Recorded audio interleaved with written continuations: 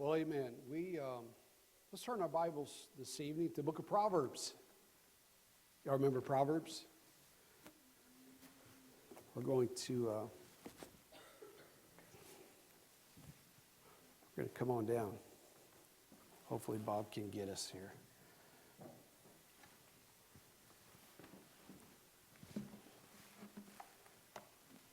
Do any of you girls know how to do that camera? Move it? Nate does. All right. All right. No, not by that. There's a remote control in there. Do you know? No. Okay, she doesn't know. You can. Okay. Go ahead, Kayla. All right. Proverbs. It's been a couple months. It's been a couple months since we've been in Proverbs, and so we're going to get back there a little bit tonight in Proverbs 24, and going to pick back up a little bit and jump back in, and Proverbs 24 verse 1, the Bible says, "Be not thou envious against evil men, neither desire to be with them." Okay, so number one, what do you want? What do you want? That's number one. Everybody got a handout?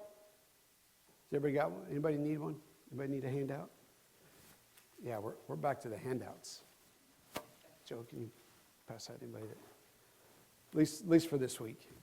We'll get back into them in a little bit later. So number one is, what do you want? What do you want? I want you to think about that question a little bit. This passage tonight starts with the sin of envy. Starts with the sin of envy. Okay? It says, "Be not thou envious against evil men, neither desire to be with them." So number one, under that, envy is a mix of admiration. Okay, admiration and discontent. Okay? Envy is a mix of admiration and discontent. So A, under that, you or I, right, we see what someone has and we want it, right? You ever done that? A couple of you, right? You see somebody over there with a piece of chocolate cake, right? And you're like, oh man, right? Now, part of it, now like that is, by the way, every time we want what somebody, because we see somebody has something we want, it doesn't mean it's the evil form of envy. It's, oh, I like your dress. Where did you get that? Right? Ladies will do stuff like that. Where did you get that? And then they kind of, sometimes we say that, and guys don't say that. But ladies will say that, and like, oh, that's really nice. Where'd you get that? And they'll tell them, like, oh, I've got to go there and look. And maybe they will, maybe they won't. Sometimes it's just conversation. It's really my way of saying, you look really nice. And guys are like, hey, what's up? We don't do that, okay? But there's other things. A guy has this really cool tool. Ooh. But here's where guys are different. Where did you get that? And they say, I got that over at, Harbor Freight. We go get it, okay? We go get the same exact tool. If a woman goes and gets the same exact dress, it is fighting terms, right? You got the same one, but guys are, oh, you got one too. So see, it's different. It's different, right? That type of thing. But what I want to say with this thing about envy, and I want to get us to think about this thing. It's somebody we admire something. In this sense of, I like what they have. I like what they are. I like what they have. I like what they're doing. Either it can be about a person or about their stuff. Okay, but it's also the mixes. We're also become discontent. Oh, the thing I have isn't as good as that thing, right? So there's this mix. I like what you have, but I'm also kind of bring out something I don't like what I have. So number two, envy at some point can turn into what? Jealousy. envy can turn into jealousy. Now, jealousy has a little bit different thing. Under that, jealousy is often the negative feelings toward the person that has what you want. Okay, you see how the difference? Envy is like, I like what you have. I like that and I want it, and I'm not happy with what I have, so I want your stuff. I want it because I like it. Jealousy is, I'm kind of mad at you because you have it and I don't, right? I kind of want it because, and it begins to stir up some of these. When envy turns to jealousy, admiration turns to disgust, right? Admiration turns to disgust, okay, and even hatred. So there's a shift here. It's kind of a fine line, right? It's a fine line, but it shifts from I like what you have, I like what you are, I like the characteristic, I like the way you do something, I like the product that you do, or I like how you carry yourself. I like that, and I admire it, and I'm like, man, I wish I was like that, and I'm a little discontent with myself, and then it changes to where you get all the attention. And now, I'm a bit disgusted with you because you're getting all the attention for doing. Remember, just a moment ago, I admired it. Why would it? We're going to do a little question and answer tonight.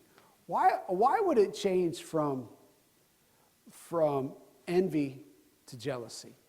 Why do you think that would happen? I mean, give an example or something. You know, why do you think? Why would someone say, "I like what you"? Oh, I really like it. Why would it change to disgust? I got you on this. Go ahead. Well, yeah, because discontentment, but it's more than that. So, what happens is, it can. Go ahead. A lot of times, we want to feel better than the other person. Okay. Or try to make ourselves better than the other person around us, to put them down, to lift ourselves up. So it's kind of pride thing. Yeah, well, you know, pride is the root of all of it, isn't it? You know what happens is the discontentment, what it does, it turns into something is discontentment says, I'm not just discontent with me. I'm unhappy that you have it and I can't have it. And then it's like, why do you get it? Right? And so there's this thing now, somebody that you thought was great, all of a sudden changes to I hate them. You ever? So this is again a ladies thing, because I'm around a lot of ladies, right? So I hear ladies think, people say I hate, she's so skinny, I hate her, right? Women will say that, right? Y'all ever said something like that? It's like, I hate her. They don't really mean they hate her. They're just, sometimes it's like, oh, she's so pretty. I hate her. I hate her. I hate her. Her hair is so great. I hate her. Okay, there's a little bit of facetiousness there. They're kind of just kidding with that. But this can kind of turn into something when we can do this, because it starts with something that's kind of funny, but all of a sudden it becomes something that where there's this kind of, our spirit is negative. Like you ever done that with somebody, you're like kidding, yeah, I hate her, and like, yeah, I hate her too. And the other person is really mean and they're mad. You're like, no, I was kidding. You know what I mean? You do this thing. But I want us to kind of get our head around that kind of thing. Number 3, the major problem with envy is discontent. Discontent is the major problem with this is discontent. Really, not being it's really this. It's not being satisfied with what God has given me. Right? We're different, folks. Some people are in different financial situations, right? Do you think people are born with a mind, an entrepreneurial mind, or a mind for some of that stuff?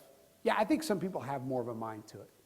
Some people have more of a mind to business. Some people have a mind for numbers. Some people seem to be able to look at stuff and know which thing to invest in, and other people seem to always miss it and lose, And God's just made us different, right?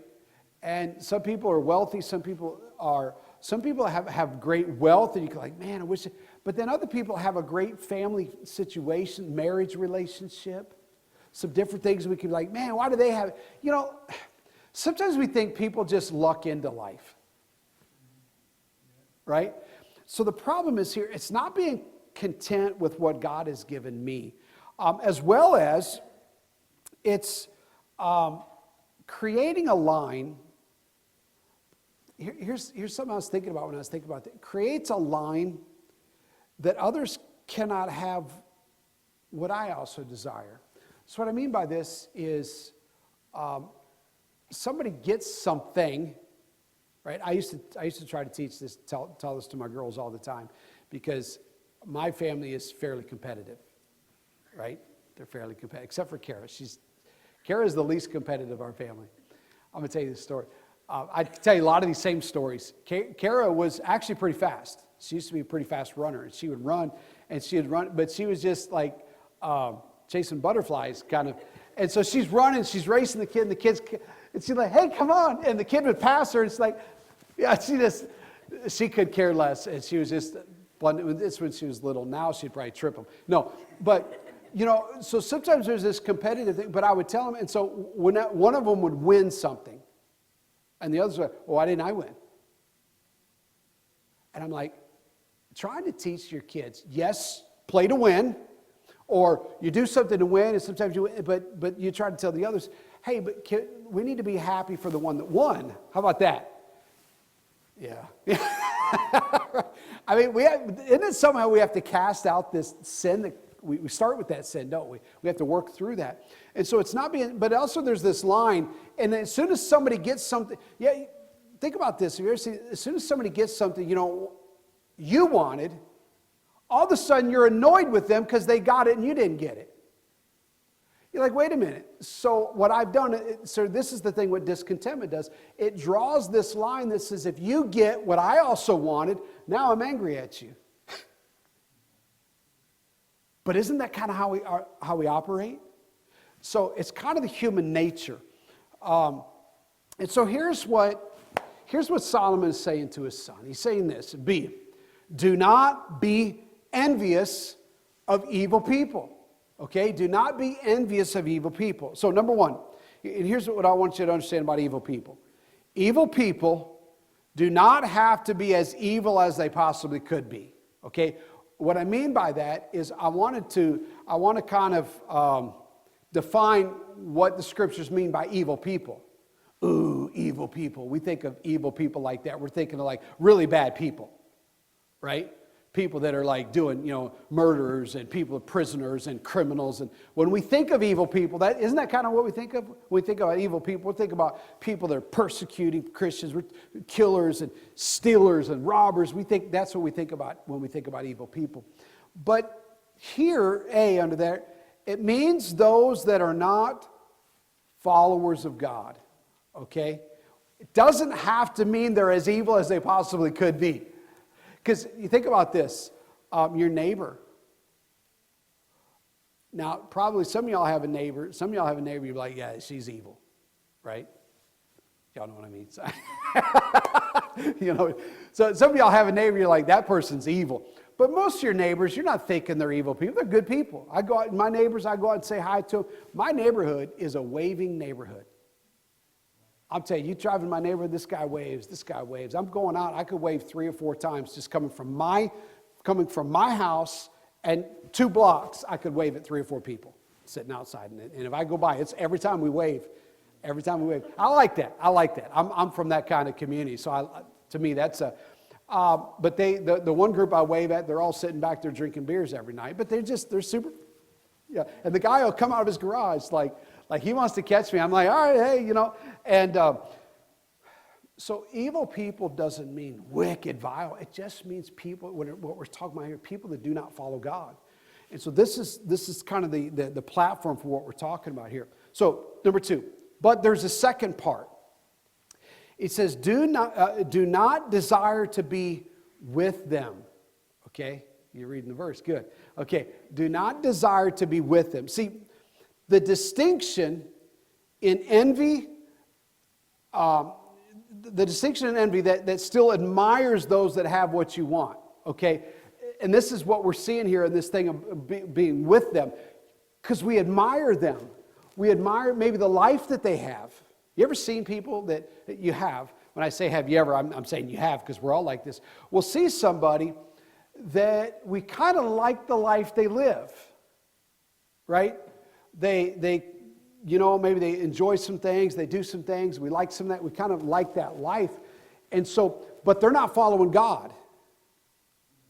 They've got a life that's separated from God, and matter of fact, it's a contrary to God, but there's some things in their life that we enjoy, we almost kind of, we can get to the place that we want to be with them, or in other words, to be like them, or to hang out with that crowd. I'm telling you, folks, I struggle with that in my mind. I've struggled with that through different times. You're like, man, they seem like they really enjoy some things of life, and you've got to remember God says this. Don't be envious of that, okay? Or don't be with them. Don't be in that kind of thing. Listen, do not desire to be like them, so that you can have what they have.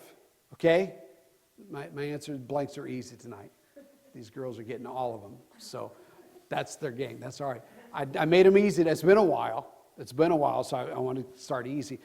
But this is the thing. He's saying this.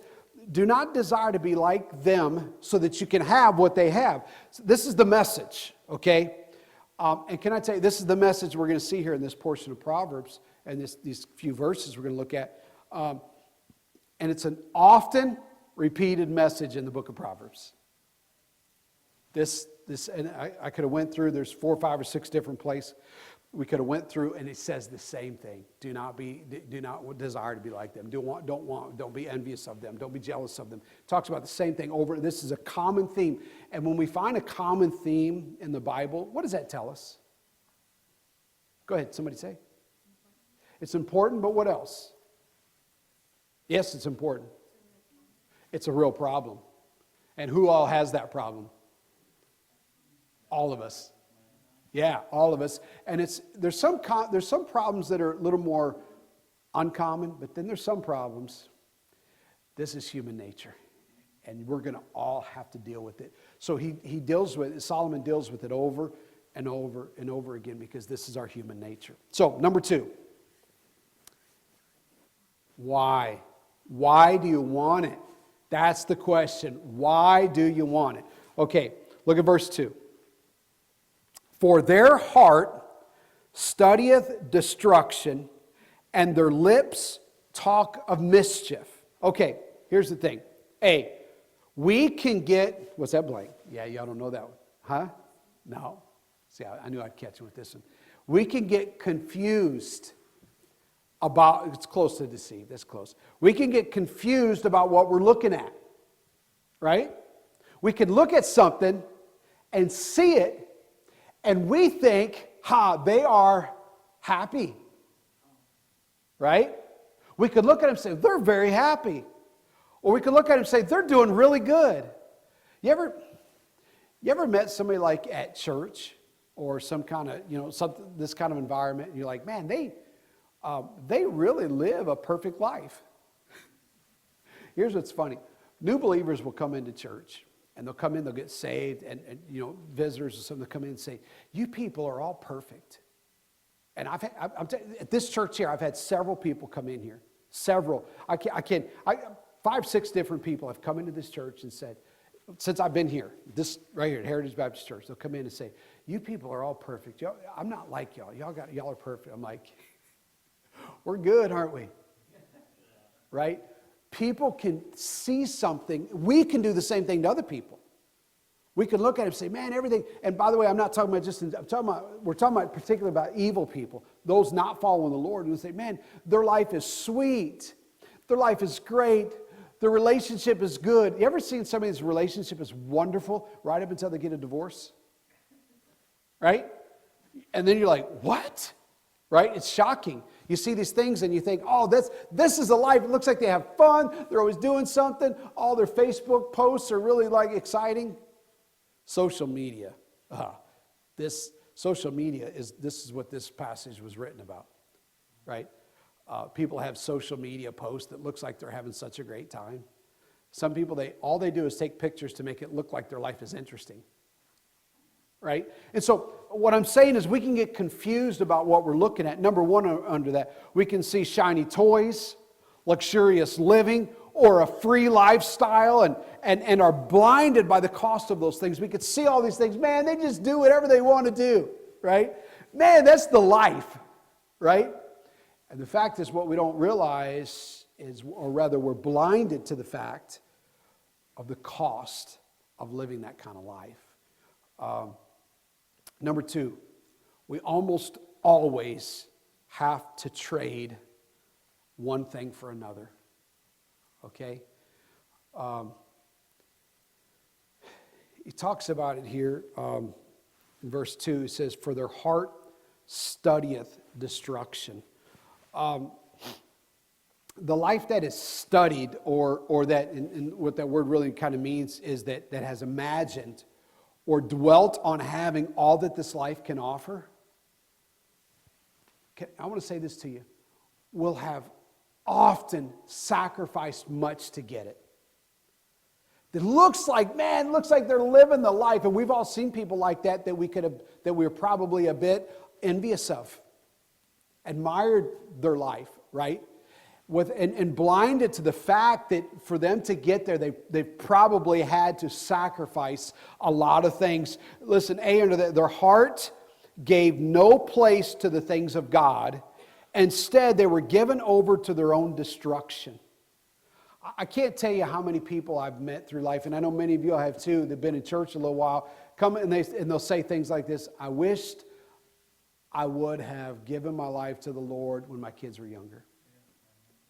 I wished I would have, been following the Lord sooner." Right? I mean, hear that all the time. People that, we'd have looked at those lives. I could think of a fellow, I'm thinking of a fellow right now.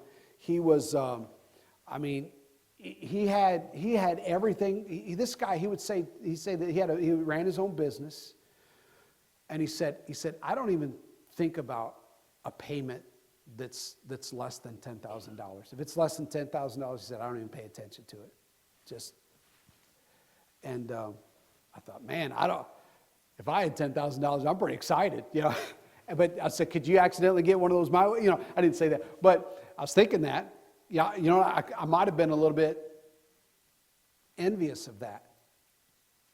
You know what I found out later? Him and his wife, they lived this free lifestyle. They're just kind of flamboyant, and I thought, man, everybody kind of loved them, because when you got near them, there's things all around you, blessings, right?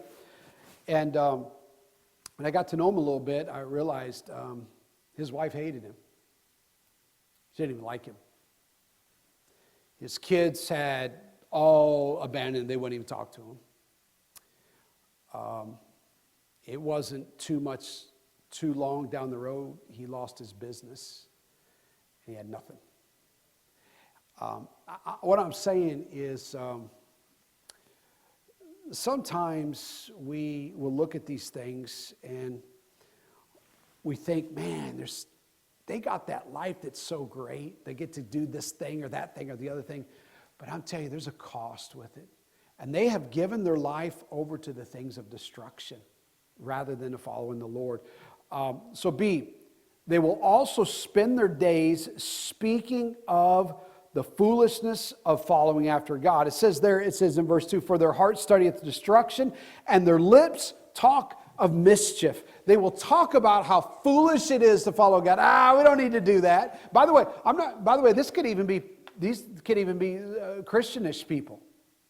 We don't need to go to church every service. We don't need to do that. Or we don't, and they'll kind of do this thing. They'll kind of talk in a way about almost this mischief, but also in a kind of way that says, we don't have to do all that stuff. God, I don't think God really doesn't want us to drink alcohol. That's just, you'll hear stuff like that. Just some people, and they'll kind of do this kind of thing. Their lips will talk about all this stuff of mischief. These are the same people that will destroy their lives, they'll destroy their marriages, they'll destroy their families, choosing instead to follow after their own destruction and mischief. These are the same people. So, number 3, Why would we want what they want? Why? This is what I'm trying to get. This, I think, what we're trying to get. Why would we even want that? Right? It might seem like some desirable life aspects, but the end is death. The end is death. Okay, number 3. I do this all the time. I start long and then I got to finish fast. It's the way it is. That's my habit, isn't it? I'm enjoying the time and then I'm like, I got to finish. Okay, number 3. There is a better way. There's a better way. Look at verse 3. Through wisdom is an house builded, and by understanding it is established. And by knowledge shall the chambers be filled with all precious and pleasant riches. Okay, listen. Building a home is more than filling your life with stuff of this world. Okay? Building a home is more than filling your life with stuff. By the way, I don't mean just toys and things. I mean, credentials or prestige. It's more than that, folks. There is, number 1, there are precious and pleasant riches that the world cannot contain. The world can't even touch them. So number 2, but that life will only be built through wisdom. Will only be built through wisdom. So the life of others that may seem to be desirable is full of holes. It's full of holes. In other words, there's so much missing, right? They're filling their life with all that, but they've left out God. So B, wisdom is hard. Okay? Wisdom is hard. But it pays dividends. It pays dividends. That means there's returns on it. Okay, listen. When I say wisdom is hard, what do I mean by that? Wisdom's hard. I thought wisdom was, wisdom, what I mean is it takes some self-control. Right? You know what I want to do? I want to do what I want to do. Right? Are you like that too?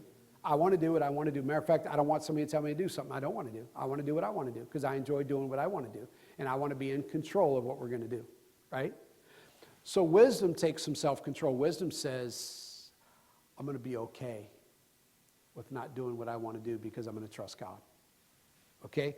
It takes some sacrifice. Wisdom takes some sacrifice. I'm going to trust God. Wisdom says that,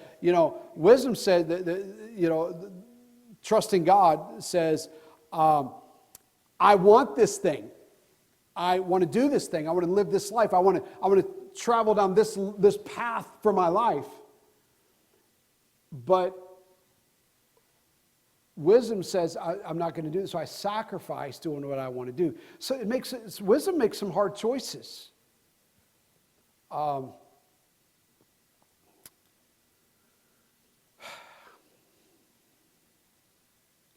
easy way, the other way is the easy way, just with no resistance to anything, is most often a life riddled with burden and care. I'm just going to do whatever I want to do. Hey, what do y'all want to do? If I just follow the crowd, it's almost always a life riddled with burden and care. So number 3, the life built through wisdom is also established by understanding. Okay, not the understanding of this world, right? It doesn't matter how many degrees, right? All these kind of things, but by the wisdom of God. But by the wisdom, by the understanding of God. Not the understanding of the world, but the understanding of God.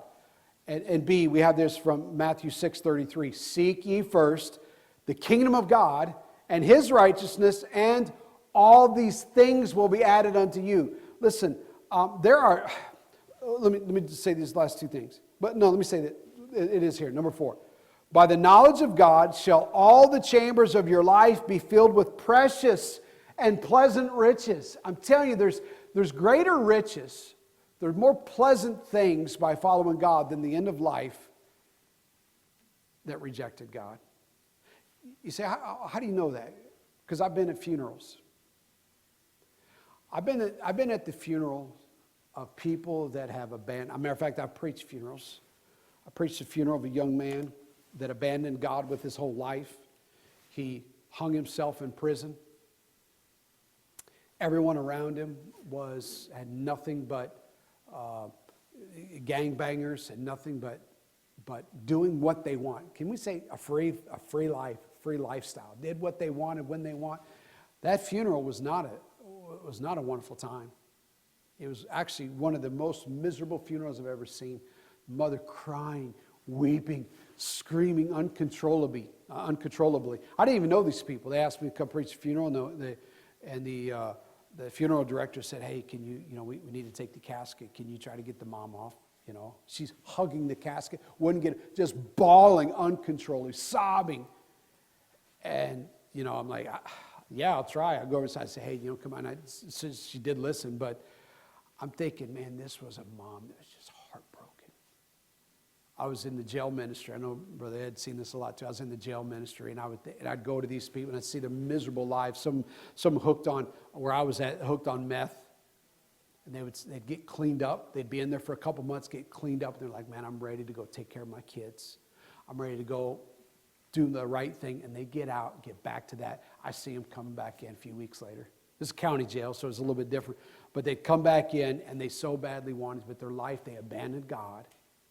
And it's a life of misery. I've seen saints. I think about Brother Tony's funeral. Went there, and all the people talking about how great thing, what a difference he made in their life. Wonderful thing. It was a celebration of life, right? Such a different, isn't it so different? Somebody that's wasted their life doing what they want to do versus somebody that's given their life following the Lord. I'm telling you, that's going to be chambers filled with precious and pleasant riches. It's different. It's maybe not shiny, but it's pleasant and it's precious. Last thing, trust the one who has set this world in order. Do not be envious of those that are outside of that perfect plan.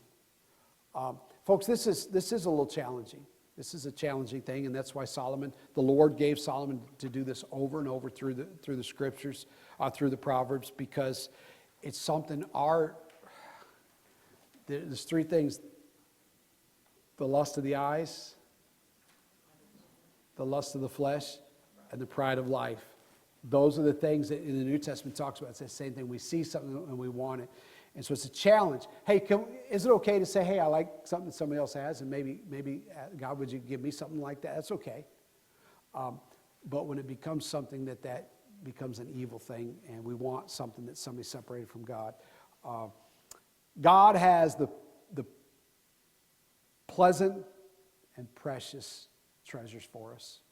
Let's be content with that. Let's pray. Father, we're thankful, Lord, for your word, and this Proverbs of wisdom. And Lord, I pray that you would help us to really, as it says in Matthew 6:33, that we would seek first the kingdom of God and your righteousness. And Lord, if we could trust you, Lord, if we'd really just trust you with that we can seek those things, and you will fill our chambers with the precious and pleasant treasures.